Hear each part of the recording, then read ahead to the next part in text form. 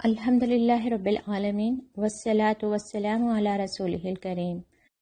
اما بعد قال اللہ تعالی وَإِذَا سَأَلَكَ عِبَادِي أَنِّي فَإِنِّي قَرِيبٌ أُجِيبُ دَعْوَةَ الدَّاعِ إِذَا دَعَانِ۔ السلام علیکم ورحمۃ اللہ وبرکاتہ۔ پیاری بہنوں،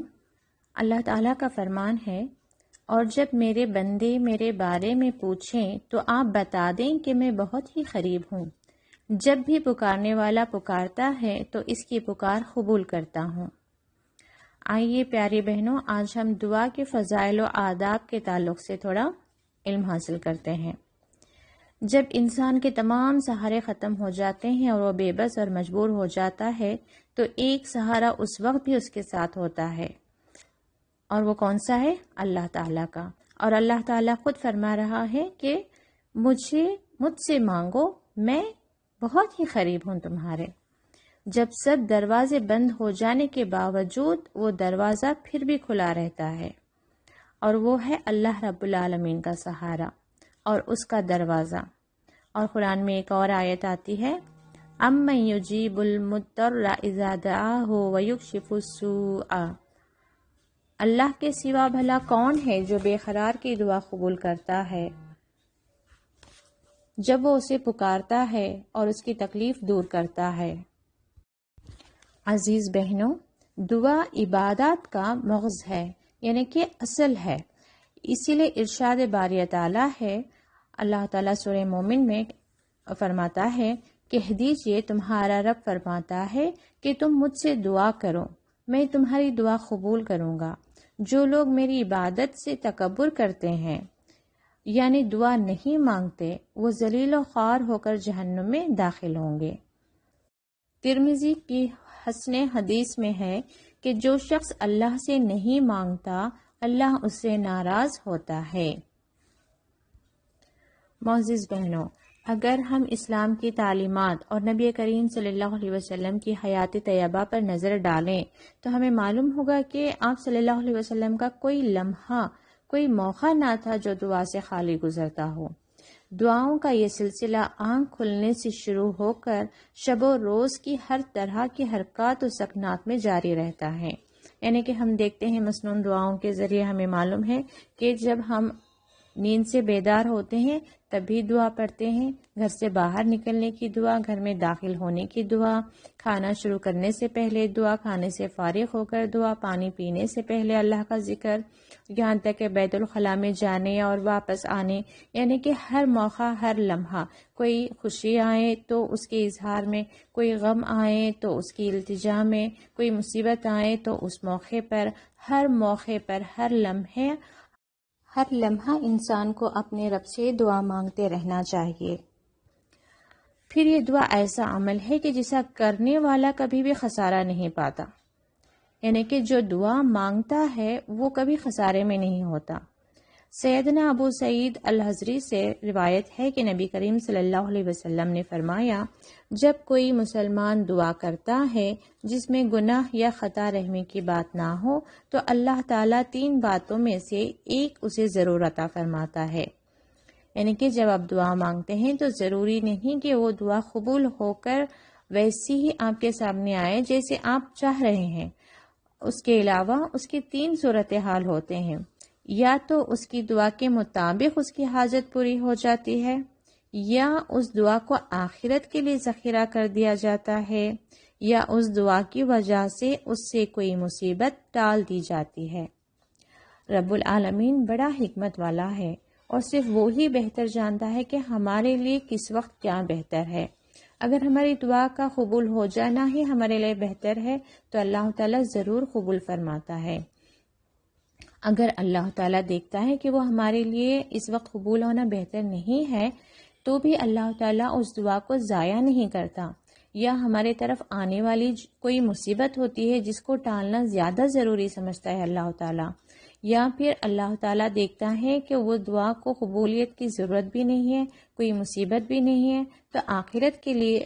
اسے جمع کر دیتا ہے۔ جب اعمال نامہ تولا جائے گا، جب حساب کتاب کیا جائے گا تو وہ دعائیں بھی ہمارے حق میں بہت بڑی نیکی یا ثواب کے طور پر اللہ تعالیٰ ہمارے حق میں اسے عطا فرمائے گا۔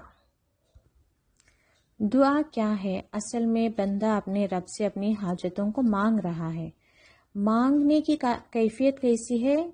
اس میں ایک عاجزی ہے، اس میں یہ بتانا مقصد ہے کہ تو میرا رب العزت ہے، تو عظمت والا ہے اور میں ایک فقیر ہوں، میں حاجت مند ہوں، مجھے جو چاہیے وہ صرف تو ہی دے سکتا ہے۔ تو اس میں ایک رب اور بندے کی ایک خاص تعلق قائم ہوتا ہے۔ اس میں بندہ اقرار کرتا ہے کہ اس کا رب جو ہے دینے والا ہے اور میں بہت ہی عاجزی اور انکساری سے مانگنے والا ہوں۔ تو اللہ تعالیٰ کو اپنے بندے کا مانگنا بہت زیادہ پسند ہے، اور اللہ تعالیٰ کو یہ بھی پسند ہے کہ اس کا بندہ صرف اس سے مانگے، اس کے علاوہ کسی اور سے نہ مانگے۔ جب بندہ اس کے در کو چھوڑ کر، اس کے دروازے کو چھوڑ کر کہیں اور جا کر مانگتا ہے تو مطلب یہ بھی جو ہے شرک ہے، کیونکہ اللہ تعالیٰ نے فرما دیا کہ تمہیں جب ضرورت ہو تو مجھ سے مانگو۔ اب ہم اس کا انکار کر کے کہیں اور جا رہے ہیں تو مطلب ہم یہ کہنا چاہتے ہیں کہ جو ہماری حاجت ہے وہ اللہ تعالیٰ پوری نہیں کر سکتا، نعوذ باللہ، یا اللہ تعالیٰ سے زیادہ رحم کرنے والا ہے وہ جس کے پاس ہم جا کر مانگ رہے ہیں، نعوذ باللہ۔ جبکہ اللہ تعالیٰ ہم شروع ہی کیا کہتے ہیں؟ بسم اللہ الرحمن الرحیم، بہت مہربان اور بہت رحم کرنے والا۔ یعنی کہ ہم اس بات پر یقین نہیں کرتے، ہمیں اس بات پر توکل نہیں ہے کہ ہمارا رب بہت مہربان ہے، بہت رحم کرنے والا ہے۔ اکثر لوگوں کے دو وجوہات ہوتے ہیں جب وہ کسی اور سے مانگتے ہیں۔ یہ کیا تو یہ کہتے ہیں کہ ہمارا مانگنا کیونکہ ہم گنہگار ہیں اللہ تعالیٰ ہمیں نہیں عطا فرمائے گا، تو مطلب آپ یہی کہنا چاہ رہے ہیں کہ اللہ تعالیٰ رحمان اور رحیم نہیں ہے، یا پھر آپ یہی کہنا چاہتے ہیں کہ جس انسان کے پاس ہم جا کر مانگ رہے وہ اللہ کے زیادہ قریب ہے، ہم اس سے مانگیں گے اور وہ اللہ سے مانگے گا۔ یہ کیا بات ہوئی کہ بندے آپ ہیں اپنے رب کے، اللہ نے ہمیں پیدا کیا ہے، اللہ ہمارا خالق ہے، اللہ کی طرف سے ہمیں روزی مل رہی ہے، اللہ کی طرف سے ہمیں زندگی ملی ہے، اللہ فیصلہ کرے گا ہماری موت کا۔ لیکن جب حاجت کی بات آئی، جب ہمیں کوئی تکلیف آئی یا کوئی ہماری حاجت ہے تو اسے مانگنے کے لیے ہم کسی اور کے پاس چلے گئے، جس نے نہ ہمیں زندگی دی ہے، جو نہ ہمیں رزق دیتا ہے، شاید ہی اس تک ہماری آواز بھی جاتی ہو۔ تو پیاری بہنوں، ہمیں دیکھنا چاہیے کہ ہم کس سے دعائیں مانگ رہے ہیں۔ ہمیں ضرورت ہے کہ ہم اپنے رب کو پکاریں۔ دیکھیے اللہ تعالیٰ فرماتا ہے اس میں سورہ فاطر میں آیت نمبر 13 اور 14 میں، جنہیں تم اللہ کے سوا پکارتے ہو وہ تو کھجور کی گٹلی کے چھلکے کے بھی مالک نہیں، اگر تم انہیں پکارو تو وہ تمہاری پکار سنتے ہی نہیں، اور اگر بالفرض محال سن بھی لیں تو فریاد رسی نہیں کر سکتے، بلکہ قیامت کے دن تمہارے اس شرک کا صاف انکار کر دیں گے۔ ہر دن ہم اپنی نماز میں سورہ فاتحہ میں ہم کہتے ہیں الحمدللہ رب العالمین، تمام تعریفیں اس رب کے لیے جو تمام جہانوں کا مالک ہے، جو تمام جہانوں کا رب ہے۔ لیکن ہم جا کر کسی اور سے مانگیں گے جن کے بارے میں اللہ تعالیٰ فرماتا ہے کہ وہ ایک کھجور کی گٹلی کے چھلکے کے بھی مالک نہیں۔ تو بہنوں، ہمیں سوچنے کی ضرورت ہے، اگر ہم اللہ تعالیٰ کو چھوڑ کر کسی اور کے پاس اگر ہاتھ پھیلا رہے ہیں تو یہ رمضان مبارک کا مہینہ ہے، برکتوں والا مہینہ ہے، مغفرت کا مہینہ ہے اور حاجتوں کو پورا ہونے کا مہینہ ہے۔ تو ہمیں اپنی مغفرت کی بہت ساری دعائیں مانگنی ہیں۔ پہلے تو اپنے رب کو راضی کریں ہم کہ ہم سے بہت سارے گناہ ہو گئے ہیں، ہم گناہ کرتے ہی رہتے ہیں، ہم بہت گنہگار ہیں، خوب توبہ اور استغفار کریں، پھر اپنی حاجتوں کو اللہ تعالیٰ کے سامنے رکھیں، تو بے شک اللہ تعالیٰ سمیع و مجیب ہے، سننے والا ہے اور قبول فرمانے والا ہے۔ اور دیکھیں بہنوں، دعا کی قبولیت کے کچھ اسباب ہیں جنہیں اپنانا ضروری ہے، اور بعض رکاوٹیں ہیں جنہیں دور کرنا لازم ہے تاکہ دعا قبولیت کا درجہ پا سکیں۔ تو ہم دیکھتے ہیں کہ یہ کیا ہے۔ باوضو اور قبلہ رو ہو کر ہاتھ اٹھا کر دعا کی جائے، جیسا کہ صحیح مسلم میں ہے، رسول اللہ صلی اللہ علیہ وسلم نے جنگ بدر کے موقع پر قبلہ رو ہو کر ہاتھ اٹھاتے ہوئے دعا فرمائی۔ مزید آپ صلی اللہ علیہ وسلم کا ارشاد گرامی ہے، اللہ رب العزت بہت شرم و حیا والا ہے۔ جب بندہ اس کی طرف ہاتھ اٹھاتا ہے تو اپنے بندے کو خالی ہاتھ لوٹانے سے شرماتا ہے۔ دوسرا ہے دعا اللہ سے خالص ہو کر کی جائے، اللہ سے ہٹ کر کسی اور طرف نظر و التفات اور کسی دوسرے سے امید نہ ہو۔ یعنی کہ ہم زبانی تو اللہ سے مانگ رہے ہیں دعا، لیکن ہمارا دل کسی اور کی طرف دیکھ رہا ہے کہ شاید وہ میری مدد کر دے۔ یہ نہیں ہونا چاہیے، خالص اللہ کی طرف مانگنا چاہیے اور اسی سے امید رکھنا چاہیے کہ جو بھی دروازے ہیں، جو بھی اسباب ہیں ہماری دعا کی قبولیت کے، وہ اللہ تعالیٰ کی طرف سے ہی آئیں گے۔ دعا کرتے ہوئے اللہ تعالیٰ کی حمد و ثنا بیان کی جائے، اللہ رب العزت کے اسماء و صفات اور اپنے نیک اعمال کا وسیلہ لیا جائے۔ یہی وہ ادب ہے جو سورہ فاتحہ میں سکھایا گیا ہے۔ یعنی کہ آپ جب دعا مانگیں تو اللہ کے جو اچھے اچھے نام ہیں جو آپ کو یاد ہیں، اس کو لے کر آپ اللہ سے دعا مانگیں، جیسے یا اللہ یا رحمان یا رحیم یا ذوالجلال والاکرام یا غفور الرحیم یا سمیع مجیب یا قاضی الحاجات یا ارحم الراحمین۔ اس طرح سے جو بھی آپ کو نام یاد ہے اللہ تعالیٰ کے، اسے پڑھتے ہوئے پھر اللہ تعالیٰ سے اپنے کسی نیک عمل کا بھی وسیلہ آپ دیتے ہوئے، یعنی کہ اللہ تعالیٰ جو صدقہ و خیرات میں نے کیا ہے صرف تیرے ہی لیے کیا ہے، یا اللہ تعالیٰ آج کا دن کا روزہ میں نے صرف اور صرف تیرے لیے رکھا ہے، یا اللہ تعالیٰ جو میں نمازیں ادا کر رہی ہوں، جو قرآن کی تلاوت میں کر رہی ہوں، وہ صرف تیرے لیے کر رہی ہوں۔ یا صلہ رحمی ہے، آپ کسی فلاں رشتہ دار سے نا اتفاقی تھی لیکن آپ نے اس سے صلہ رحمی کی ہے، یا اس کے ساتھ آپ نے اچھا صلہ رکھا ہے یا اچھا تعلق رکھا ہے، تو اس کا بھی آپ حوالہ دے سکتے ہیں کہ اللہ تعالیٰ یہ سب میں نے آپ کے لیے کیا ہے، تیری رضا کے لیے کیا ہے، اس کے صدقے میں تو میری اس حاجت کو پورا کر دے۔ ٹھیک ہے، اس کے علاوہ دعا کرتے ہوئے کثرت سے رسول اللہ صلی اللہ علیہ وسلم پر درود و سلام پڑھا جائے، جیسا کہ آپ صلی اللہ علیہ وسلم نے ابی بن کعب کو اس کی تعلیم دیتے ہوئے فرمایا کہ ایسا کرنے سے، یعنی کہ کثرت سے درود پڑھنے سے تمہاری حاجت پوری ہو جائے گی اور تمہارے گناہ معاف ہو جائیں گے۔ اور اس کے بعد دعا کرتے ہوئے عاجزی اور انکساری کی کیفیت اختیار کی جائے۔ یہ نہیں کہ بس بیٹھے یا اللہ مجھے نیک توفیق دینے کی ہدایت دے، سرسری جیسے ایک رواج یہ بول کر نہ اٹھ جائیں، اور یا اللہ میرے بچوں کو صحت دے، میرے بچوں کو علم دے، ایسا نہیں۔ اس میں آپ گڑ گڑائیں، عاجزی سے انکساری سے دعا کریں اللہ تعالیٰ سے، آپ کے الفاظ میں وہ کیفیت لے کر آئیں کہ آپ واقعی اللہ سے مانگ رہی ہیں۔ یہ نہیں کہ صرف بول کر ہم اٹھ گئے، کسی پیپر میں دیکھیں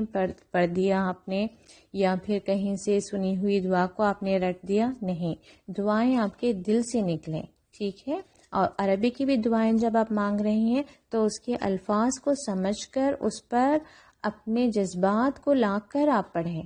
یا کچھ دعائیں آپ اردو میں بھی مانگیں جس میں آپ کے اندر وہ کیفیت آنی چاہیے کہ واقعی آپ اللہ کے سامنے عاجز ہو کر مانگ رہی ہیں، نہ کہ صرف پڑھ رہی ہیں۔ ٹھیک ہے،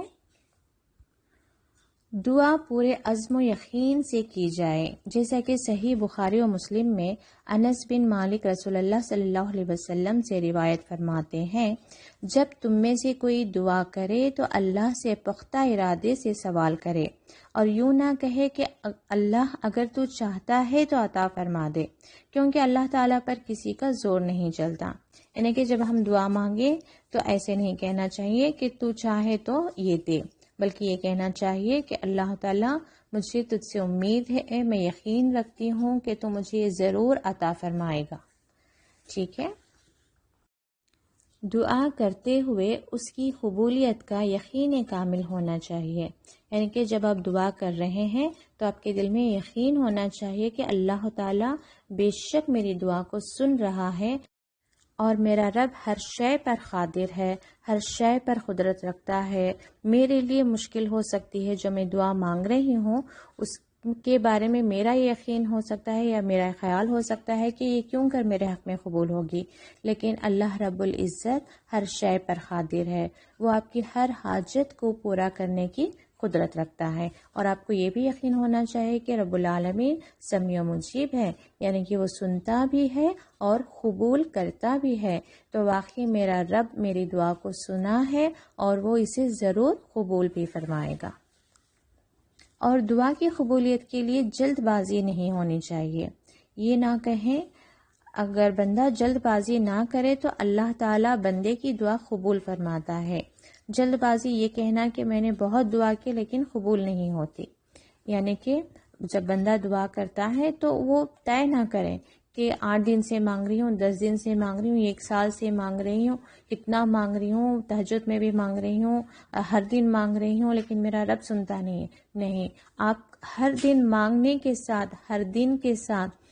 آپ کے اندر یقین پختہ ہوتے چلے جانا چاہیے کہ میرا رب العالمین میری دعا کو ضرور سنے گا اور یہ دعا میرے حق میں ضرور قبول ہوگی، اور اللہ تعالیٰ جتنا میں مانگ رہی ہوں اس سے بڑھ کر بہترین مجھے عطا فرمانا چاہ رہا ہے، اس لیے اللہ تعالیٰ میرے صبر کا امتحان لے رہا ہے، اس لیے تھوڑا ڈیلے ہو رہا ہے، ٹھیک ہے۔ اور اسی کے مطابق آپ دیکھیں گے کہ جیسا آپ کا یقین ہوگا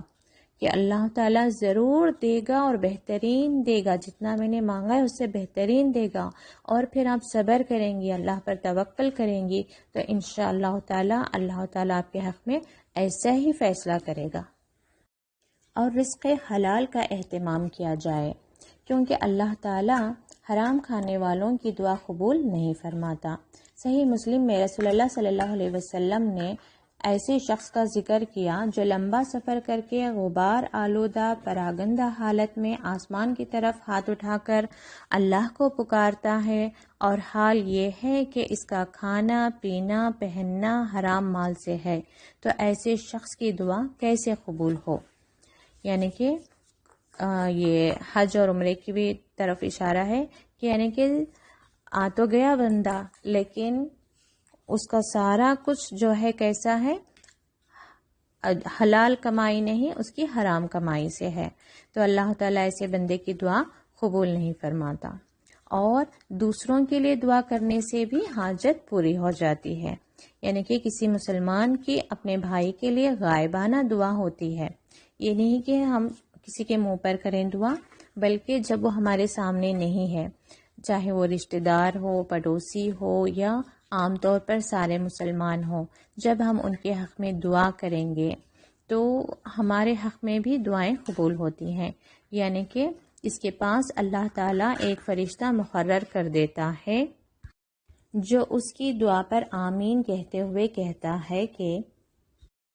اللہ تجھے بھی ویسی ہی بھلائی عطا کرے۔ یعنی کہ